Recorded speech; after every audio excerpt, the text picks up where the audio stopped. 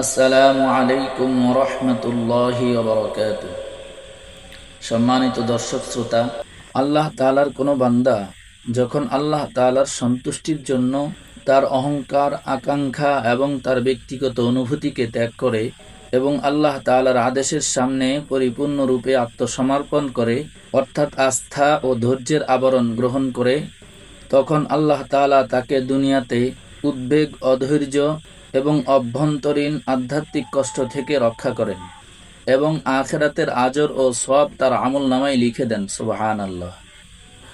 আর এইভাবেই হযরত ইসমাঈল আলাইহিস সালাতু ওয়াসসালাম তার আকাঙ্ক্ষা এবং তার অহংকার সব কিছু বিসর্জন দিয়ে, তার অনুভূতিকে বিসর্জন দিয়ে আল্লাহর সন্তুষ্টির জন্য তার নিজেকে কোরবান করে দিয়েছেন। আর এই পশুত্বকে কোরবানি করাই হলো মূল কোরবানি। আল্লাহ তাআলা মানুষদের থেকে রক্ত চান না, গোশত চান না, বরং চান মানুষের এই আত্মত্যাগ, মানুষের পশুত্বকে ত্যাগ করে যখন আল্লাহর সন্তুষ্টিকে প্রাধান্য দিয়ে আল্লাহ তাআলার হুকুম মোতাবেক সে তার নিজের জীবনকে সাজাবে, তখন ওই ব্যক্তি তার আত্মাটাকে আল্লাহর রাহে কোরবানি করলো।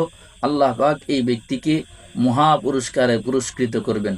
আর তাই আল্লাহ বলেন, ওয়াকাযালিকা নাজিজিল মুহসিনিন, আর আমি এরকম ভাবেই মুহসিনিনদেরকে পুরস্কার দিয়ে থাকি। সুবহানাল্লাহ।